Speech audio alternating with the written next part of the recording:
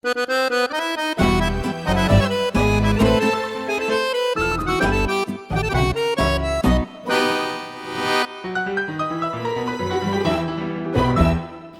warahmatullahi wabarakatuh. Halo sahabat-sahabat sekalian, jumpa lagi di OMJ, obrolan malam Jumat bersama saya Muhammad Mabrur di sini di channel Gerakan Pemuda Ansor. Sahabat-sahabat sekalian, lama ya kayaknya ya baru jumpa lagi ya. Nggak tahu kenapa ya. Minggu lalu ada launching logo kita. Nah, sahabat-sahabat sekalian, ini mungkin udah lihat ya di studio ada mbak-mbak ya, fresh, mbak-mbak mbak-mbak aktivis ya, SJW ya, feminis. Ada Mbak Ria.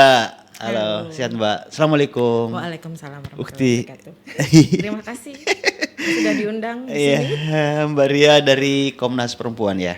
Oke, nah sahabat-sahabat sekalian, nanti kita akan ngobrol soal hal-hal yang berkaitan dengan perempuan ya, karena ya dihubung-hubungkan lah kebetulan Hari Kartini ya. Oke. Meskipun sebenarnya kapanpun kita bisa ngobrol soal perempuan tanpa harus ada Hari Kartini ya kan. Ya tapi kita hubung-hubungkan aja ya Mbak ya, nggak apa-apa ya. Dan sahabat-sahabat pun bisa komen di kolom komentar di bawah ya. Soal mau komen apa aja deh, terserah gitu. Yang penting jangan minta THR gitu. Itu komen paling utama Ada minggu-minggu ini ya. Iya, krusial. Nah, Mbak Ria ini di Badan Pekerja di Komnas Perempuan ya. Nah, pertama mungkin gini nih Mbak, kita ngobrolin soal perempuan ya. Itu kenapa sih mesti harus ada Komnas Perempuan gitu? Kenapa nggak ada Komnas laki-laki ya kan? Komnas orang tua gitu. Menurutnya kenapa gitu Mbak Ria? Oke, jadi cerita sedikit tentang Komnas Perempuan itu sendiri boleh, dulu boleh. ya. Jadi Komnas Perempuan itu nama panjangnya itu Komisi Nasional Anti Kekerasan Terhadap Perempuan. Oke. Jadi nama panggungnya Komnas Perempuan. Nama panggung ya. istilahnya.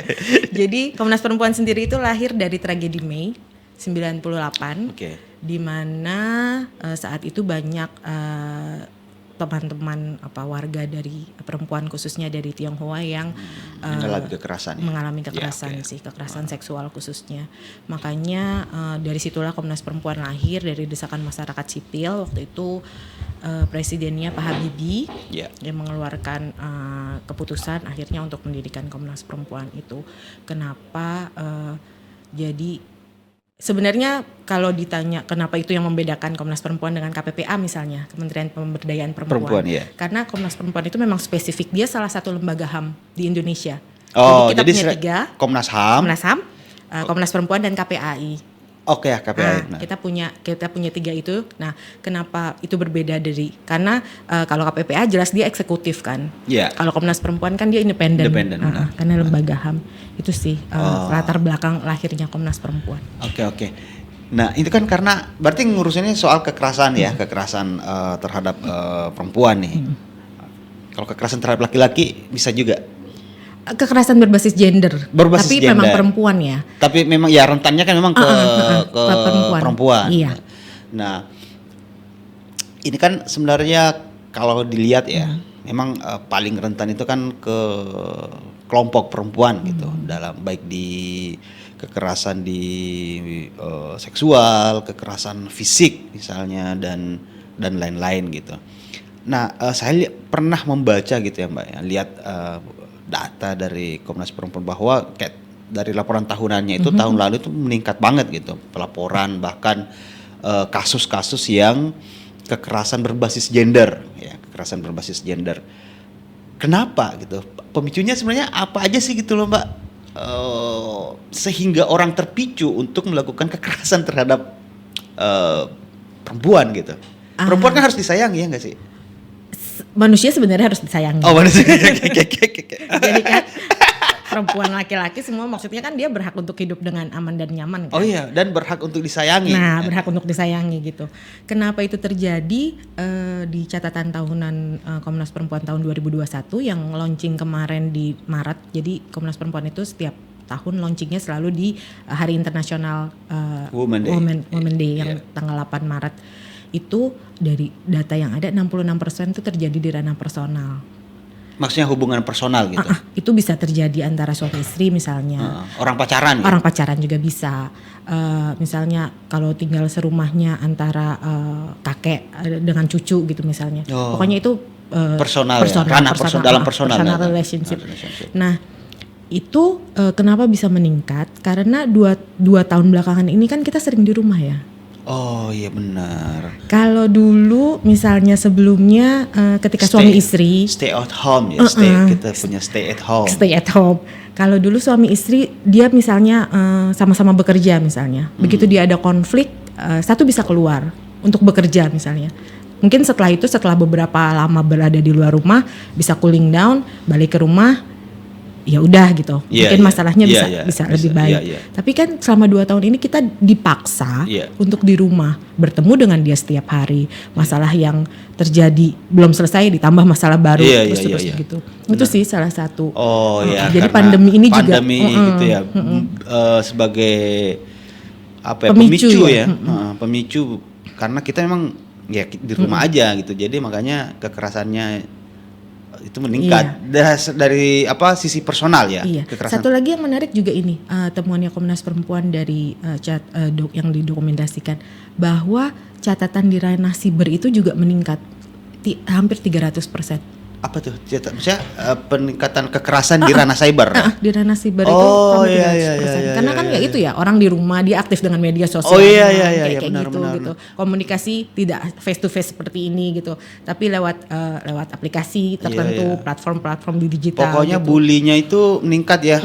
Kekerasan jempolnya terhadap perempuan. Aktif gitu. Kekerasan terhadap perempuan itu juga meningkat. Oke. Nah, kalau misalnya di ranah private atau relasi personal itu kan kekerasan itu banyak apa, Mbak? Fisik atau apa gitu? Seksual atau apa? Fisik sih. Fisik nomor 2-nya seksual. Jadi ya itu dari dulu kan memang KDRT kalau itu kan tinggi ya. Iya. Lalu sekarang ditambah KDP. Kalau kita menyebutnya kekerasan dalam pacaran KDP. Kekerasan dalam pacaran. Itu juga meningkat sih. Harusnya kan hubungan personal, rumah adalah tempat yang aman ya untuk siapapun ya. Iya benar. Tapi ternyata enggak. Kekerasan dalam personal itu malah persis dengan judul film itu, aku kira kamu rumah gitu. Ternyata kamu kos-kosan. Allah serbaguna. Jadi kekerasan dalam hubungan pacaran juga meningkat gitu, Mbak? Iya. Wow, ini sebenarnya apa ya? Pelakunya itu banyakan cowok-cowok gitu, Mbak? Iya. Kalau bertanyanya ke Komnas Perempuan jelas karena kami mendokumentasikan kasus berbasis gender terhadap perempuan ya. Jadi pelakunya laki-laki ya memang sebagian besar pelakunya adalah laki-laki. Mungkin ini ya Mas. Tapi tidak semua laki-laki sama loh Pak ya. Tidak semua laki-laki bersalah padamu ya. Karena itu selalu tuh semua cowok itu sama katanya. Iya, oknum. Semua. Jadi apa oknum dong. Sayangnya oknumnya ada di mana-mana ya. Jadi bingung nih, ini oknum apa bukan nih? Karena ada di sini, di situ, di sana gitu. Mungkin kalau ini pendapat pribadi ya. Oke. Pemaknaan yang salah tentang kepemilikan ya. Jadi begitu seseorang merasa berada dalam hubungan tertentu, lalu merasa memiliki, dia jadi menganggap bebas objektifikasi ya.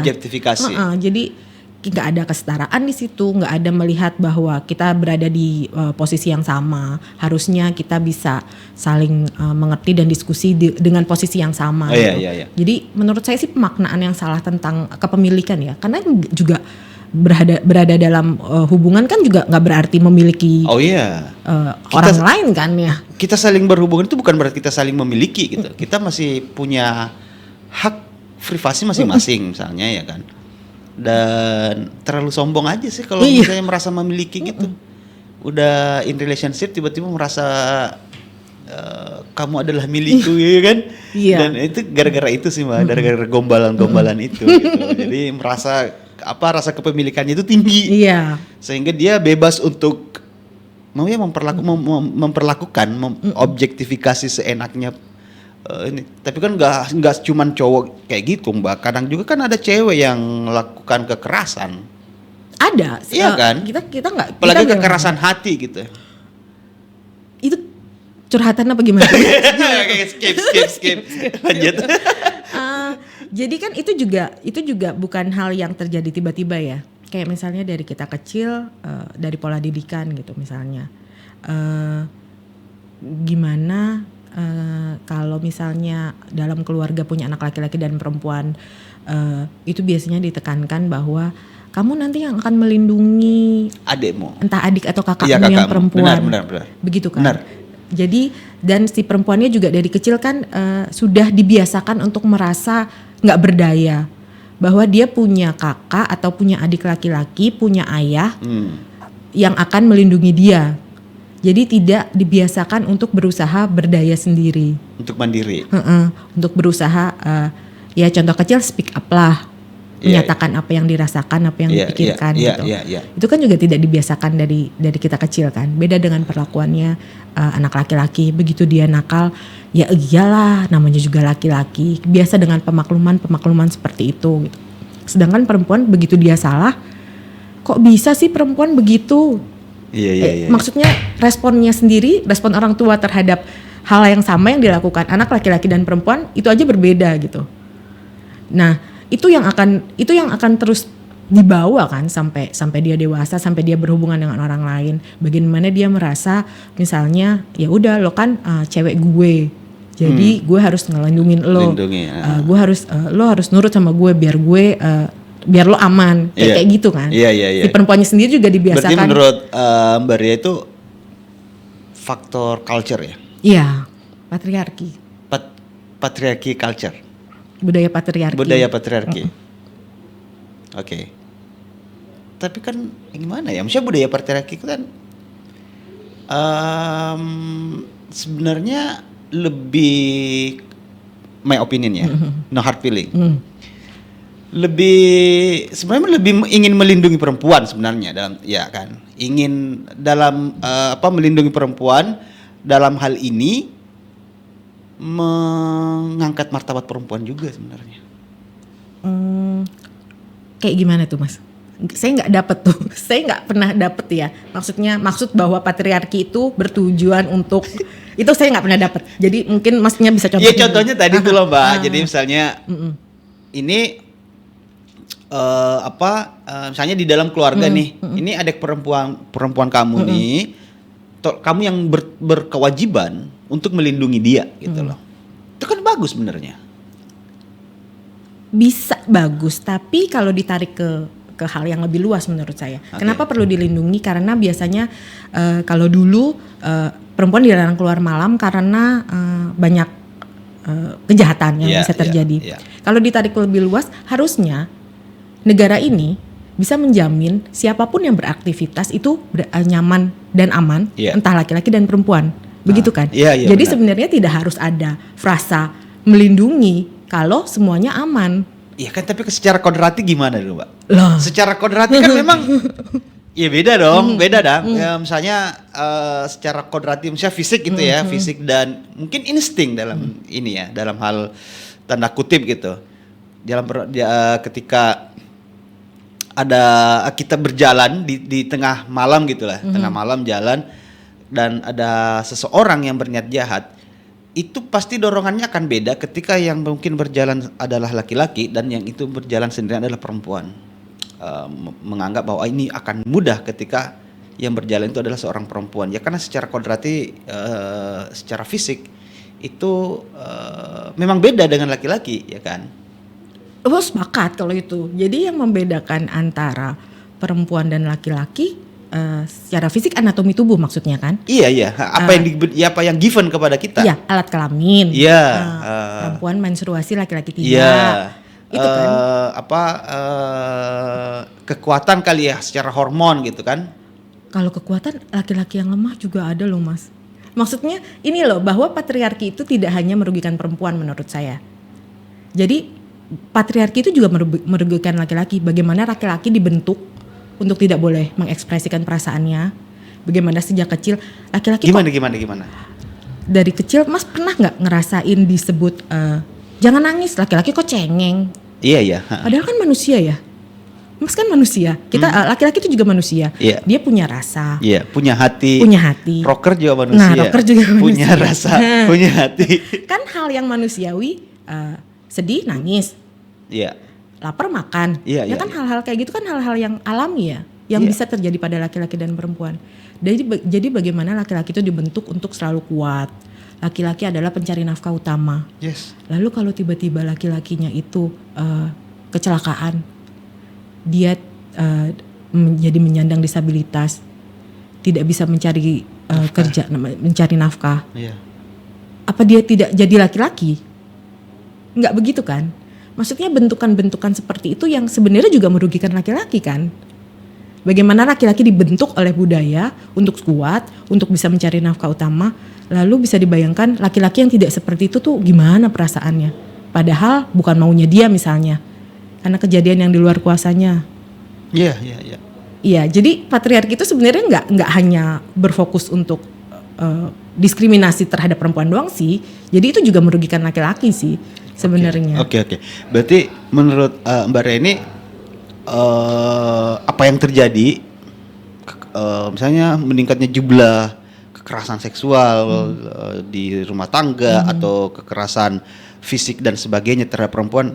Itu semua karena budaya patriarki kita. Yes. Iya, itu rootnya, akarnya ya. Akarnya. Bahwa makin kesini itu jadi mempengaruhi banyak hal, iya. Tapi rootnya itu akarnya ya. Budaya patriarki itu sendiri. Oke. Berarti budaya patriarki itu means negatif. Tidak membawa dampak yang baik bagi kehidupan. Tidak mensupport untuk kesetaraan. Oke. Sebenarnya masih bingung saya. Maksudnya ingin menanya lagi lebih dalam, cuman di kesempatan lain kali ya. Kayaknya ini bisa jadi debat-debat ini. Oke. Tapi kan gini. Oke, kita masuk ke ranah media sosial nih. Ini seru nih. Banyak yang saya tuh senang ngelihat spill the tea di Twitter. Ya, speak up. Ya, itu kan banyak yang mengadu, banyak yang cerita mengalami kekerasan. Bikin tweet di Twitter, terus ngadu ceritakan kronologis detailnya terhadap kekerasan yang ini. Dan selalu berakhir itu, apa yang harus saya lakukan ketika mengalami seperti itu? Posisi Komnas Perempuan di mana gitu? Ketika saat udah terjadi kekerasan seperti itu gitu loh. Mungkin Mbak Ria bisa ceritakan gitu. Misalnya jelaskan, itu sebenarnya contoh ya, misalnya ada orang mengalami kekerasan seksual atau kekerasan apapun, lalu kemudian dia harus bersikap seperti apa yang harus dilakukan sebagai emergency actionnya? Yang pertama menurut saya adalah sadari dulu bahwa kekerasan yang terjadi itu bukan salah kita, bukan salah korban. Itu bukan aib, bukan salah korban, tapi itu salah pelaku. Ya tapi kan belum jelas nih pelakunya, korbannya siapa. Ya oke, pelaku korban jelas, tapi kan belum tentu dia bersalah gitu. Pelakunya.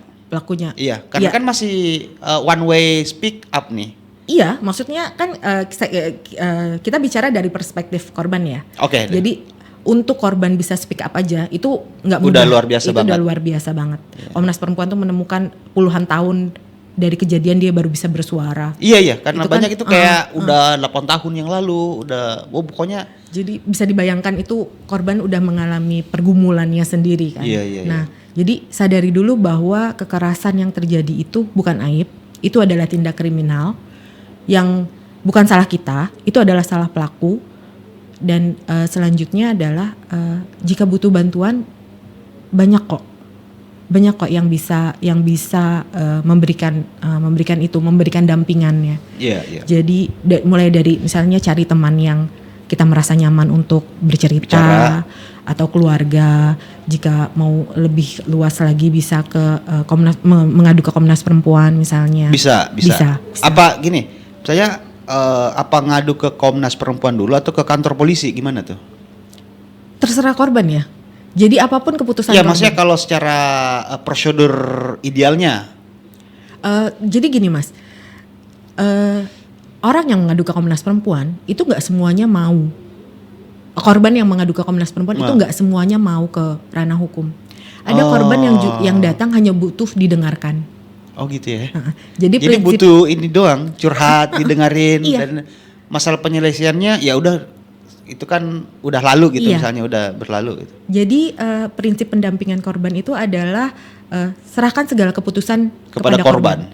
Tidak menggurui, mendengarkan dan menghormati apapun keputusan korban. Jadi kalau dia datang hanya untuk bercerita ya kita dengarkan. Kalau selanjutnya dia butuh misalnya konseling, dia butuh ke yang lebih profesional. Buat itu ya, menghealing, untuk pemulihannya dia. Ya. Itu bisa kita rujuk ke mitra-mitra yang mengadakan layanan konseling. Kalau dia butuh hukum, kita bisa rujuk ke lembaga bantuan hukum yang ada. Karena Komnas Perempuan itu tidak ada mandat untuk mendampingi kasus. Jadi kami memang menerima pengaduan. Setelah itu Komnas Perempuan bermitra dengan lembaga pengada layanan di seluruh Indonesia, baik yang diadakan oleh masyarakat, komunitas maupun dari negara P2T, P2A, UPTD kalau sekarang. Oh, jadi kan banyak banget tuh yang, weh ini Komnas Perempuan kerjaan apa dia kan, ini Komnas Perempuan ngapain aja gitu. Ini ngapain aja, oh ternyata mandatnya memang tidak sampai untuk mendampingi kasus. Tidak mendampingi kasus, tapi memberikan rujukan. Iya. Kita punya unit pengaduan dan rujukan itu, jadi menerima pengaduan lalu kemudian merujuk ke berdasarkan kebutuhan dan keinginan korban. Keinginannya korban. Oh, kalau misalnya korbannya nggak mau lapor polisi nggak apa-apa. Nggak apa-apa. Kalau misalnya korbannya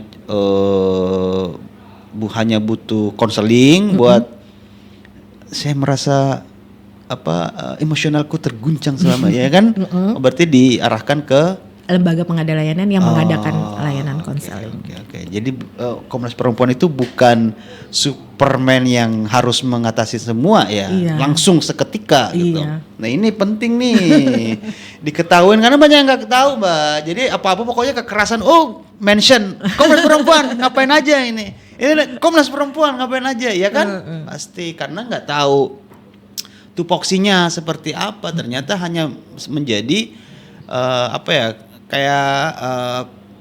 lembaga konsultasi lalu kemudian menyalurkan kepada mitra-mitranya apa sesuai dengan kemauan korban tersebut.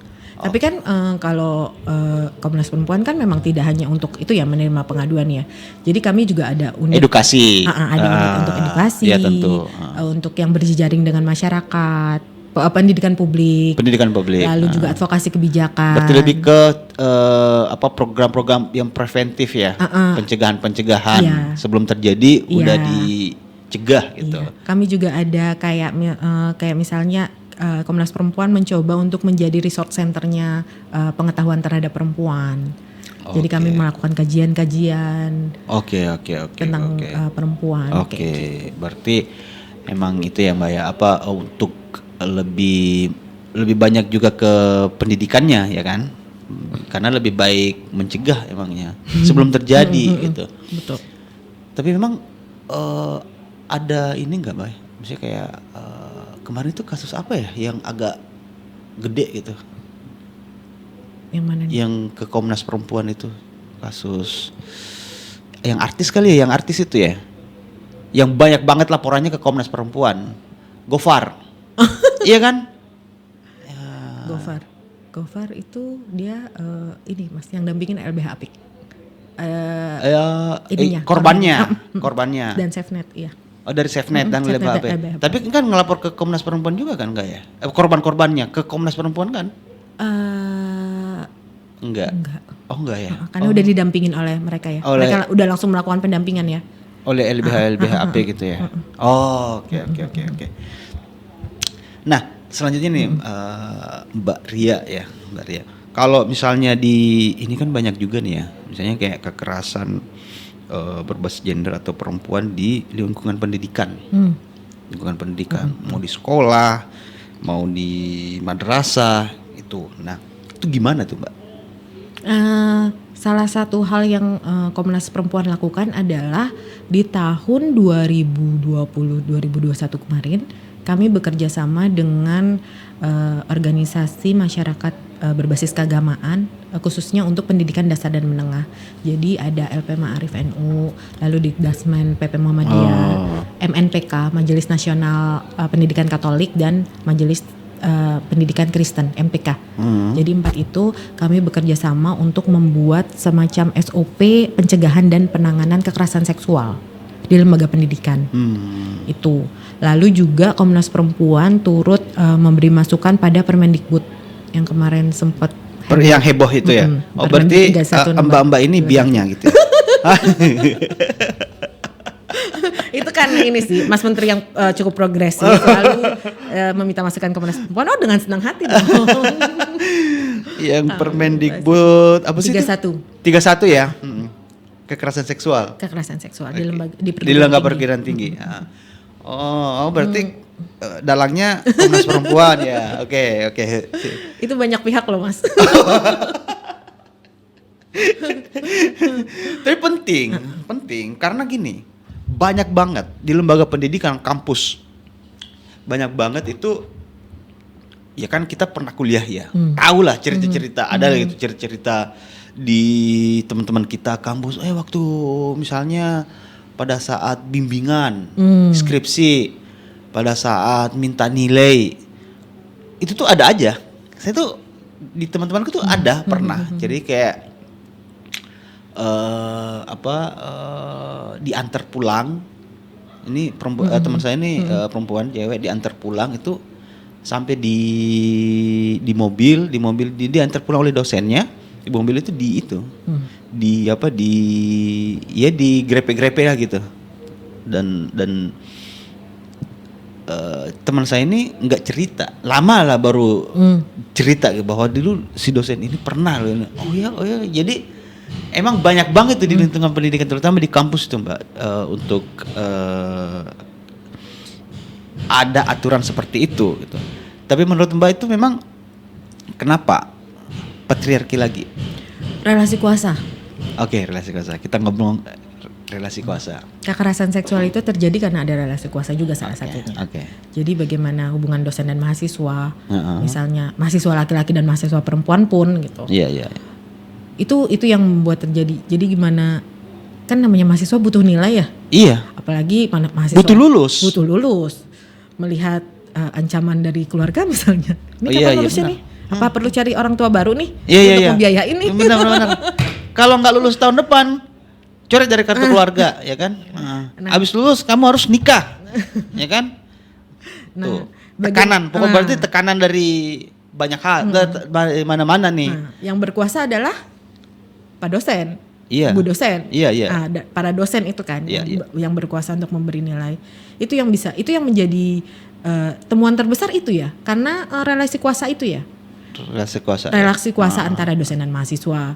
Dan misalnya juga beberapa yang kemarin sempat terungkap itu bagaimana aktivis mahasiswa. Oh, banyak banget itu Mbak. Iya. Ya bukan banyak banget, tapi spill tea-nya itu di medsos itu sering hangat gitu.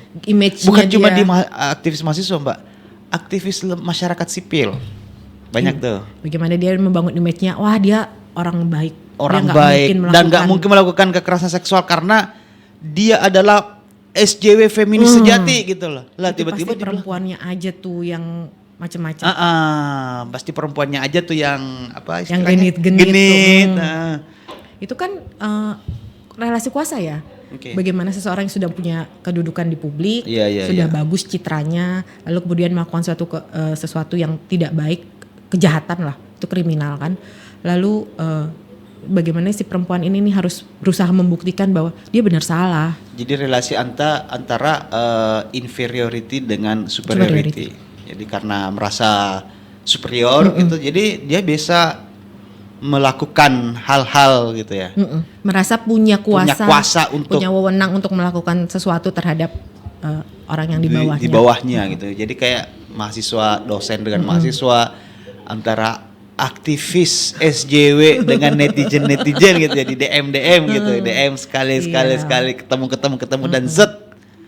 Oke. Nah, untuk menghindari itu harusnya seperti apa Mbak gitu? Untuk menghindari misalnya dalam kondisi kita berada dalam lingkungan yang punya relasi kuasa seperti itu, atau pun di lingkungan superiority dan inferiority seperti itu gitu.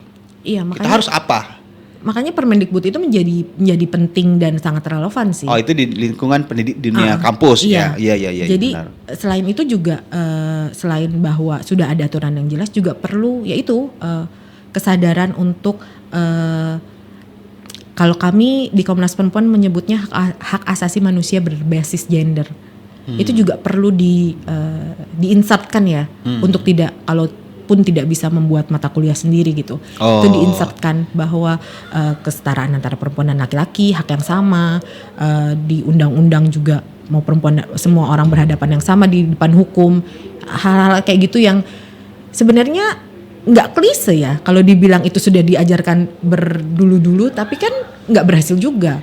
Jadi kan sebenarnya perlu inovasi-inovasi di pendidikan untuk menyampaikan soal hal-hal seperti itu. Iya, gitu. Karena ini apa ya, itu tadi kita itu misalnya seorang perempuan itu mengungkapkan bahwa dia pernah diobjektifikasi atau menjadi korban kekerasan seksual seperti itu, dia akan merasa malu untuk mengungkap itu. Malu terhadap keluarganya, malu terhadap temennya, malu terhadap publik, dan nggak ingin diketahui gitu. Kan itu aib. Iya. Penyebutan alat kelamin aja jadi tabu. Jadi tabu. Iya, benar. Iya. Bagaimana untuk mengungkapkan bahwa maksudnya hal-hal yang alat kelamin kan anatomi tubuh ya. Iya. Itu hal yang memang sudah given kan? Iya, itu karena ini aja sih Pak. Apa mayoritas otak kita itu masih korslet ya. Selalu mempersepsikan hal-hal yang sebenarnya biasa aja. Jadi bukan di alat kelaminnya, tapi di otak kita, di persepsi kita yang masih menjadi trouble gitu. Berarti nanti kalau misalnya ada hal-hal yang dialami oleh sahabat-sahabat sekalian, itu bisa ke Komnas Perempuan untuk mengadu gitu ya, mengkonsultasi, curhat bisa datang untuk nangis gitu. Berarti Komnas Perempuan itu adalah the best place for cry ya. The safe place for cry. Tempat yang aman untuk menangis. Tempat yang aman untuk mengerti. Oh, oke. Untuk mengerti ya. Untuk mengerti.